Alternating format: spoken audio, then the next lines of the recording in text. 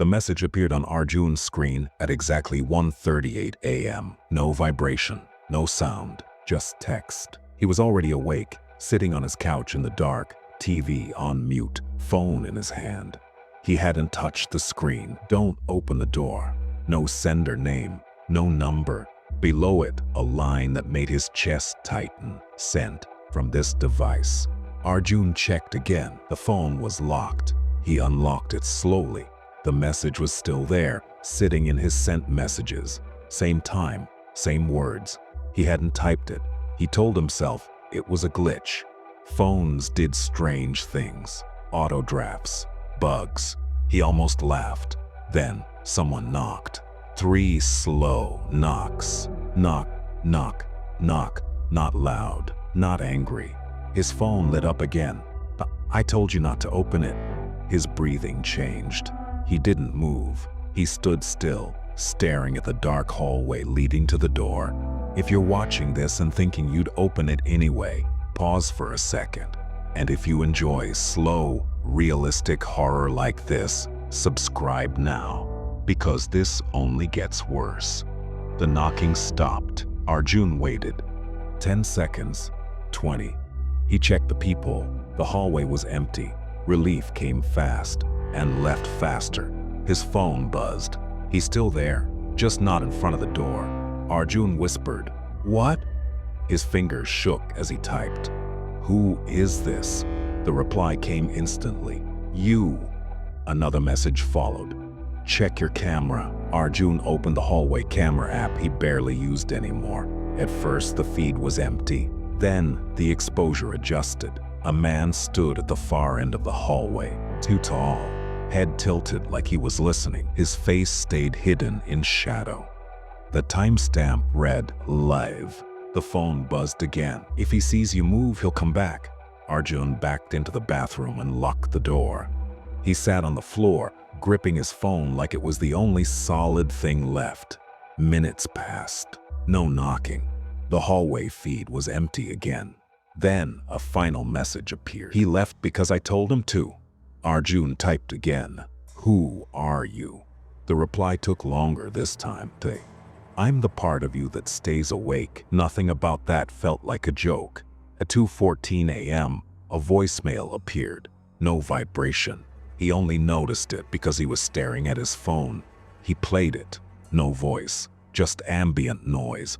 Traffic, distant sirens, the low hum of the building. Then it hit him. It was his apartment's sound, live. The voicemail ended with a soft click. His phone buzzed again. "Don't turn the lights on." He didn't. He stayed there until sunrise. Morning made everything look normal. The door was locked. No signs of entry. No strange messages. No missed calls. Arjun blamed stress, sleep deprivation, anxiety. He stayed. 2 weeks passed. Nothing happened. Then, one night at 1:38 a.m., his phone lit up. Draft message saved. The text box was empty. The cursor blinked. Then it started typing, slowly, one letter at a time. D-O-N-T. Arjun threw the phone across the room. The next morning he moved out. New phone, new number, new place. Life returned to normal until the building manager called. There had been complaints, not loud noise, just movement. Someone pacing late at night inside Arjun's old apartment. The manager added one detail, casually. The television was on, muted, and according to the security logs, Arjun's old phone had connected to the apartment Wi-Fi 2 hours after he left the building. No explanation was ever confirmed. The number never appeared again, but the sent messages are still on Arjun's old phone, except one, the first one. "Don't open the door." That message no longer exists. If this story made you uncomfortable, like the video, comment what you think really happened and subscribe, because some messages aren't sent by mistake. Some of them are already inside. This isn't a ghost story. This is a travel incident where the driver already knew where I was going. If you enjoy realistic horror stories like this, make sure to subscribe and let me know in the comments if something like this has ever happened to you. This happened when I was returning from a night bus journey. I don't usually talk about it because nothing clearly paranormal ever happened, but that's exactly why it still bothers me. It was around 4:40 a.m. when the bus dropped me off, not at the main terminal, but on the edge of town. The driver said the route had changed. There were no shops open, no other passengers getting off, just an empty road, a closed fuel station, and silence that felt unfinished. My phone was at 12%. No network. I started walking toward the highway, hoping to find an auto or cab. The road was straight, quiet, lined with trees. Everything felt calm, but not normal.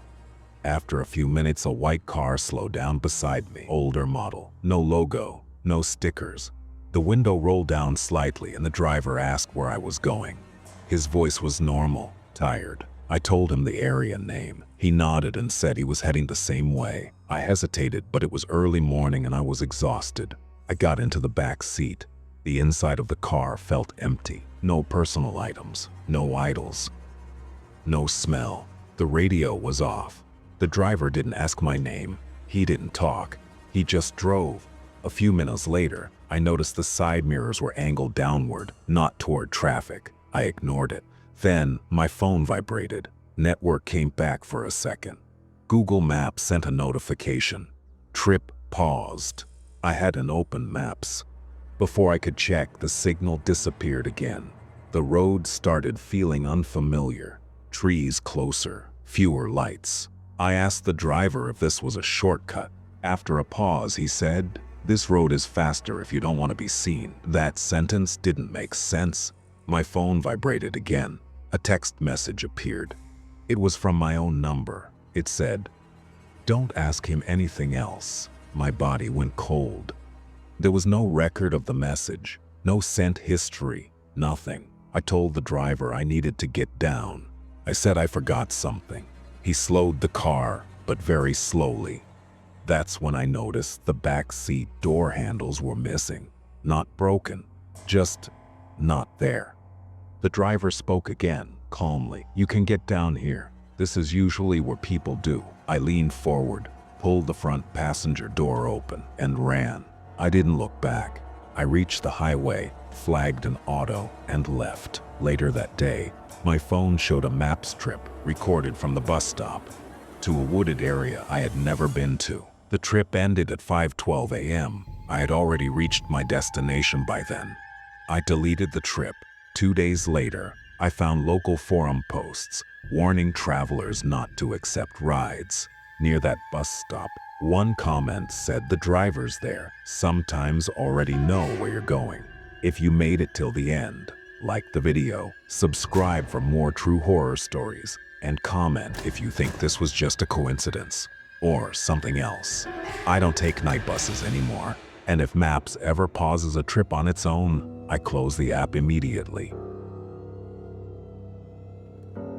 I didn't believe anything strange happened that night. It yelled, not at first. If you had asked me the next morning, I would have said it was just exhaustion from travel, long hours, poor sleep, the mind filling in gaps. That's what I told myself for weeks. But there are details that don't disappear, no matter how many explanations you try to give them. This happened during a work trip. I had checked into a small hotel on the outskirts of the city, the kind business travelers use because it's cheap, quiet, and forgettable. No tourist traffic, no families, just people passing through. My room was on the 3rd floor, near the end of the hallway. Room 317. There were only 2 rooms past mine before the fire exit. When I arrived, the hallway was silent. The carpet was old, patterned in dark colors to hide stains. The lights buzzed faintly, the way hotel lights always do late at night. The front desk clerk gave me my key card and told me checkout was at 11. Nothing unusual. He didn't mention anything strange. He didn't warn me about noise or other guests. If he had, maybe I would have paid more attention later. I entered my room at around 10:50 p.m. The room smelled faintly of cleaning solution and something stale underneath. I dropped my bag, checked the bathroom, locked the door, and sat on the bed, scrolling through my phone. Normal routine. I wasn't tired enough to sleep yet. Around 11:30, I heard a door close somewhere down the hall. Not loud, just the soft, dull sound of a hotel door clicking shut. I didn't think anything of it. People arrive at all hours. A few minutes later, I heard footsteps pass my room. Slow, measured. They stopped briefly outside my door, then continued toward the fire exit. Again, nothing alarming. Hotels echo. Sounds travel strangely. At midnight, I finally lay down. The TV was on low volume, mostly for background noise. I was half awake when I heard the footsteps again. This time they were closer. They stopped right outside my door. I remember holding my breath without realizing it. Not because I was scared, but because something about the pause felt intentional. Like whoever it was had stopped on purpose, not because they were checking a room number, but because they knew exactly where they were. After a few seconds, the footsteps moved on. I told myself it was another guest.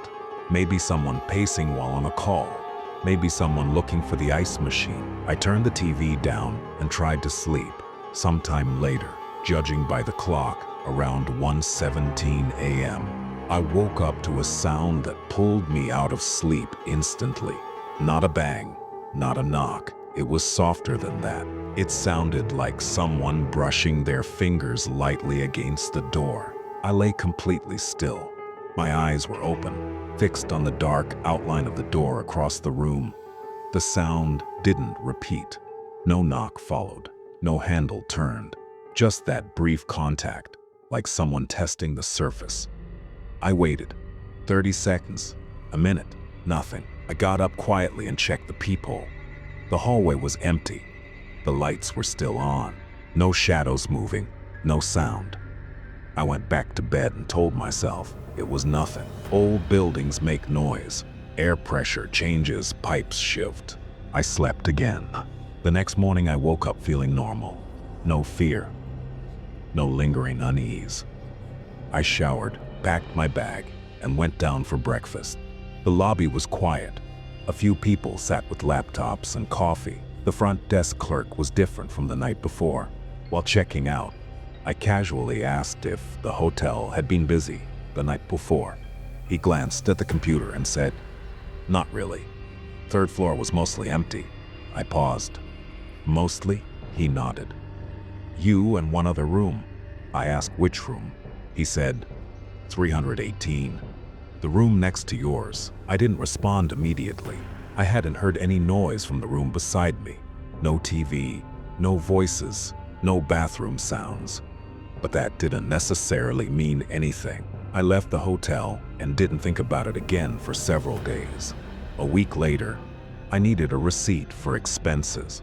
I called the hotel and spoke to a different staff member. While confirming my stay, he asked if everything had been okay in the room. I hesitated, then mentioned hearing someone outside my door at night, just in passing, not as a complaint. There was a pause on the line. He asked, "Outside your door?" I said yes, late at night, on the third floor. Another pause. He told me the room next to mine, 318, had been listed as unoccupied during my stay. I corrected him. I said the front desk had told me someone else was staying there.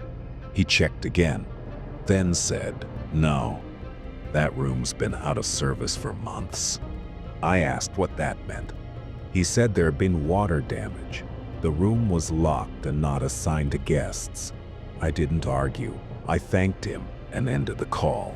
That night, I checked my phone's step counter. I don't know why. I had a habit of keeping track of daily steps. On the night at the hotel, my step count showed movement between 1:10 and 1:25 a.m. I had been asleep. The steps weren't many, just a short distance, back and forth, as if pacing in a narrow space. I told myself it was a glitch. Phone sensors aren't perfect. But then I checked something else, my phone's Bluetooth history. At 1:18 a.m., my phone had briefly connected to an unknown device. No name, just a MAC address. The connection lasted 12 seconds. I don't use Bluetooth at night. Weeks passed. Nothing else happened. No calls, no messages, no dreams. Life returned to normal. Then, 2 months later, I traveled again for work. Different city, different hotel, different floor. Oh, at around 1:20 a.m., my phone vibrated on the bedside table. Just once. A Bluetooth notification appeared. Previously connected device available. No device name. Same MAC address. I turned Bluetooth off immediately. I didn't sleep the rest of the night. The next morning I checked out early. As I was leaving, I noticed something on the third-floor hallway wall near the fire exit. A faint mark on the paint, about the height of a shoulder, like someone had leaned there repeatedly. I don't know if that mark had always been there. I don't know if the steps on my phone mean anything. I don't know who or what was outside my door that night. But I don't stay in hotels at the end of hallways anymore, and I never ignore quiet sounds near doors.